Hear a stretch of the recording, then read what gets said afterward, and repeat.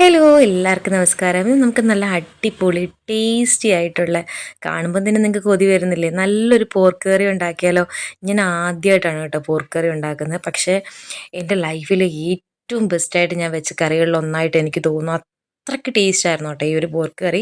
അപ്പം നമ്മുടെ ഒരു കസിൻ്റെ ഫാമിൽ ഈ പോർക്കുണ്ട് കേട്ടോ. അങ്ങനെയാണ് നമുക്ക് ഈ ഒരു പോർക്കിൻ്റെ മീറ്റ് കിട്ടിയത്. അപ്പം നമുക്കിനി വീഡിയോയിലേക്ക് പോകാം. ആദ്യം പോർക്ക് നന്നായിട്ട് നീറ്റാക്കി കഴുകിയെടുക്കണം കേട്ടോ. നല്ല വൃത്തിക്ക് കഴുകിയെടുക്കണം. അത് കഴുകി വൃത്തിയാക്കി വെള്ളം തോരാൻ വേണ്ടി വെച്ചിട്ടുണ്ട്. പിന്നെ നമ്മൾ എടുക്കുന്നത് ഒരു 2 മീഡിയം സൈസ് സവാള, കുറച്ചധികം കൊച്ചുള്ളി എടുത്തിട്ടുണ്ട്, വെളുത്തുള്ളി ഇഞ്ചിയും ചതച്ചത് എടുത്തിട്ടുണ്ട് കേട്ടോ. അപ്പോൾ സവാള മാത്രം വേണമെങ്കിൽ അങ്ങനെ എടുക്കാം, കൊച്ചുള്ളി മാത്രം വേണമെങ്കിൽ അങ്ങനെയും നിങ്ങൾക്ക് എടുക്കാം. പിന്നെ ഞാൻ കുക്കറിലോട്ട് ഈ ഒരു മീറ്റ് മാറ്റിയിട്ട് സാധാരണ രീതിയിൽ നിങ്ങൾക്ക് വേണമെന്നുണ്ടെങ്കിൽ വേറെ മസാല വരട്ടി മാറ്റി വെക്കാം. ഞാൻ പക്ഷേ കുക്കറിൽ തന്നെ അങ്ങ് വെക്കും, കാരണം ഇതിൽ വേവിച്ചിട്ടാണ് ഞാൻ ഇടാൻ പോകുന്നത്. അല്ലെങ്കിൽ അടുപ്പിലാണെങ്കിൽ ഒരു 10-45 മിനിറ്റൊക്കെ വേണം കേട്ടോ ഈ ഒരു പോർക്ക് വേവാൻ വേണ്ടിയിട്ട്. അപ്പോൾ അത് കുറച്ച് ടൈം കൂടുതലല്ലേ, അതുകൊണ്ട് ഞാൻ കുക്കറിൽ വെക്കാമെന്ന് വിചാരിച്ചു. അപ്പം നമ്മൾ എടുത്തു വെച്ചിരിക്കുന്ന വെളുത്തുള്ളി ഇഞ്ചി അതൊരു കുറച്ച് മാത്രം, ഒരു ടേബിൾ സ്പൂൺ മാത്രം എടുത്ത് ഇതിനകത്തിട്ടിട്ട് 1 ടേബിൾ സ്പൂൺ മുളക് പൊടിയും 1 ടേബിൾ സ്പൂൺ മല്ലിപ്പൊടിയും 1/2 ടേബിൾ സ്പൂൺ ഗരം മസാല ഇട്ടിട്ട് ഇത് കൈ കൊണ്ട് നന്നായിട്ട് മിക്സ് ചെയ്യണം കേട്ടോ. ഉപ്പും കൂടി ഇട്ട് കൊടുത്തിട്ട് നന്നായിട്ട് കൈ കൊണ്ട് നല്ല ഞെരടി മിക്സ് ചെയ്ത് ആ കുക്കറിൽ തന്നെ ഞാൻ അങ്ങ് അടച്ചു വെക്കുക കേട്ടോ. വേവിക്കുന്നൊന്നുമില്ല ഇപ്പോഴേ. മസാല ഉണ്ടായി കഴിഞ്ഞിട്ട് ഞാൻ വേവിക്കുന്നു. ഒരു 1/4 മണിക്കൂറൊക്കെ ഒന്ന് റെസ്റ്റ് ചെയ്യാൻ വെക്കാം. മസാലയൊക്കെ ആ മീറ്റിനകത്ത് നന്നായിട്ട് പിടിക്കും. ഇനി നമുക്ക് അടുപ്പത്തേക്ക് ചട്ടി വെക്കാം. ഞാൻ ചട്ടിയാണ് ഉപയോഗിക്കുന്നത്. ചട്ടി തന്നെ വേണം നിർബന്ധമൊന്നുമില്ല കേട്ടോ. ഞാനിവിടെ റൈസ് ബ്രാൻ ഓയിലാണ് കേട്ടോ യൂസ് ചെയ്യുന്നത്. നിങ്ങൾക്ക് വേണമെങ്കിൽ വെളിച്ചെണ്ണ യൂസ് ചെയ്യാം. അപ്പം എണ്ണ ഒന്ന് ചൂടായി വരുമ്പോഴത്തേക്ക് നമുക്കതിനകത്തേക്ക് സവാള ഇട്ട് കൊടുക്കാം.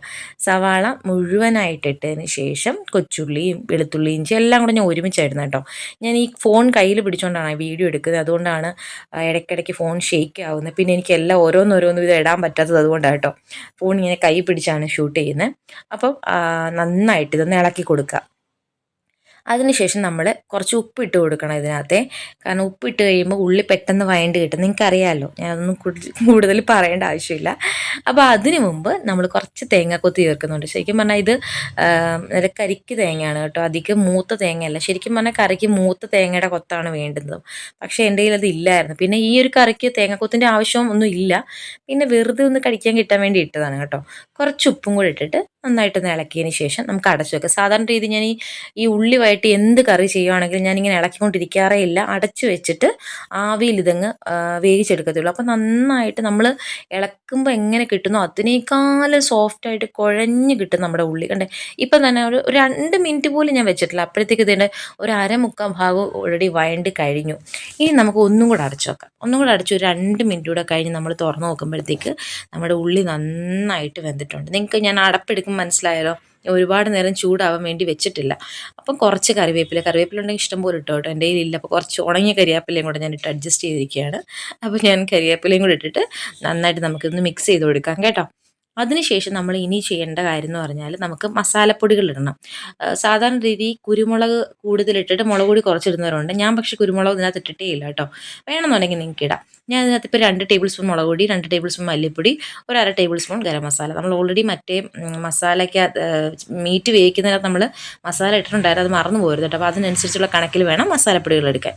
അപ്പോൾ ഇത്രയും മസാലകളും കൂടി ഇട്ട് നന്നായിട്ട് നമുക്ക് ഇളക്കിയെടുക്കാം. നേരത്തെ പറഞ്ഞതുപോലെ തന്നെ നിങ്ങൾക്ക് വേണമെങ്കിൽ കുരുമുളക് പൊടി ഇടാം. കുഞ്ഞുങ്ങൾ കഴിക്കുന്നതായതുകൊണ്ട് എനിക്ക് അധികം കുരുമുളക് പൊടി ഇട്ടിങ്ങനെ പുകയ്ക്കുന്നതിനോട് താല്പര്യമില്ല, അതുകൊണ്ടാണ് കേട്ടോ. അപ്പോൾ മുളക് പൊടി ആകുമ്പോൾ നമുക്ക് കുറച്ച് കളറും കൂടെ ഒക്കെ കിട്ടുമല്ലോ, അതുകൊണ്ടാണ് മുളക് പൊടി കുറച്ച് കൂടുതൽ എടുക്കുന്നത്. എന്നിട്ട് നന്നായിട്ട് മിക്സ് ചെയ്തെടുത്തിട്ട് നന്നായിട്ട് ഇളക്കിയെടുക്കുക. എന്നിട്ട് ജസ്റ്റ് ഞാൻ നേരത്തെ പറഞ്ഞ പോലെ തന്നെ അടച്ചു വെക്കുക. അതായത് ഒരുപാട് ഇളക്കിയൊന്നും വേണ്ട. പിന്നെ ഇതേ സൈസിലുള്ള ചെറിയ തക്കാളി എടുക്കുന്നു. തക്കാളി നിർബന്ധമൊന്നുമില്ല കേട്ടോ. അപ്പോൾ ഞാൻ ആ മസാല എടുത്ത പാത്രത്തിൽ തക്കാളി കട്ട് ചെയ്ത് വെച്ചു. ജസ്റ്റ് 1 മിനിറ്റ് കഴിഞ്ഞപ്പോഴത്തേക്ക് അടപ്പ് മാറ്റി പിന്നെ ഈ തക്കാളിയും കൂടി ഇട്ടിട്ട് നന്നായിട്ട് നമുക്കൊന്ന് ഇളക്കിയെടുക്കാം. ഞാൻ നേരത്തെ പറഞ്ഞതുപോലെയാണ്, തക്കാളി ഓപ്ഷനിലാണ്, ഒരു നിർബന്ധവും ഇല്ല തക്കാളി വേണം എന്നുള്ളത് കേട്ടോ. ഇഷ്ടമല്ലെങ്കിൽ നിങ്ങൾ ചേർക്കണ്ട. തക്കാളി ഇല്ലെങ്കിൽ കറിക്ക് ടേസ്റ്റ് കുറയുന്നൊന്നുമില്ല കേട്ടോ. നമുക്ക് ഇഷ്ടമുണ്ടെങ്കിൽ ചേർത്താൽ മതി. അപ്പോൾ തക്കാളിയും കൂടി ചേർത്തിട്ട് നമുക്ക് നന്നായിട്ടൊന്ന് ഇളക്കണം. ചിലപ്പോൾ ചട്ടി ആയതുകൊണ്ട് ചിലപ്പോൾ അടിക്ക് പിടിക്കും.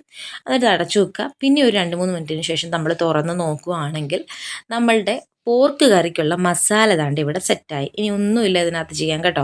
മസാല സെറ്റായി.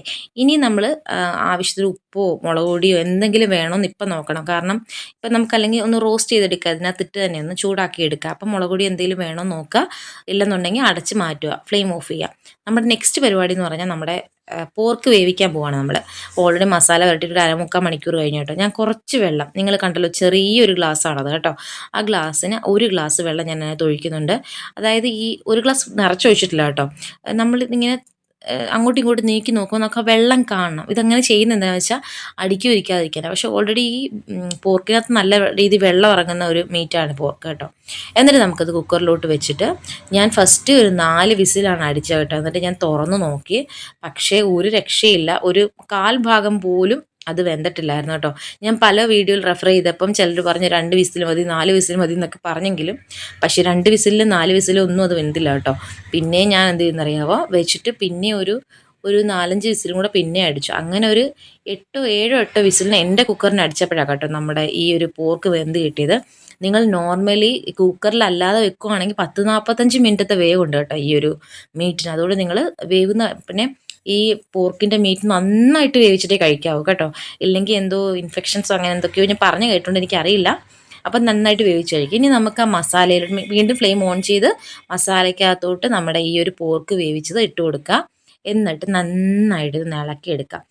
ഞാൻ എന്നിട്ട് ഇത് ഒരു 10 മിനിറ്റോളം ഈ ഇതിൽ ലോ ഫ്ലെയിമിലിട്ടൊന്ന് വേവിച്ചെടുത്തിട്ടുണ്ട് കേട്ടോ. കാരണം ഓൾറെഡി നമ്മുടെ പോർക്ക് വെന്തേ, എന്നാലും ആ മസാലയ്ക്കകത്ത് കിടന്ന ആ മസാലയുടെ ഒരു ഇതും കൂടെ മിക്സായി വരാൻ വേണ്ടിയിട്ട് ഒരു 10 മിനിറ്റ് ലോ ഫ്ലെയിമിൽ ഞാൻ വെച്ചിട്ട് ഒന്ന് തിളപ്പിച്ചെടുക്കുന്നുണ്ട് കേട്ടോ. നിങ്ങൾക്ക് വേണമെങ്കിൽ ഇത് വറ്റിച്ച് നല്ല റോസ്റ്റ് ആക്കി എടുക്കാം, അല്ലെങ്കിൽ ചെറിയൊരു ചാറോട് കൂടി ഞാനിപ്പോൾ ചെയ്തതുപോലെ ചെറിയൊരു കറിയാക്കി എടുക്കാം കേട്ടോ.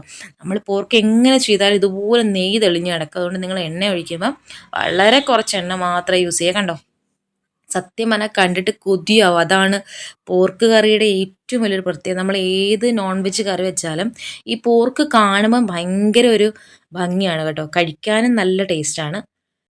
അപ്പോൾ നിങ്ങളിത് ട്രൈ ചെയ്തിട്ടില്ലെങ്കിൽ ഉറപ്പായിട്ടും ട്രൈ ചെയ്ത് നോക്കണം കേട്ടോ, നിങ്ങൾക്ക് എന്തായാലും ഇഷ്ടപ്പെടും. അപ്പോൾ ഈ വീഡിയോ ഇഷ്ടപ്പെട്ടെങ്കിൽ ലൈക്ക് ചെയ്യാൻ മറക്കല്ലേ. Thank you so much.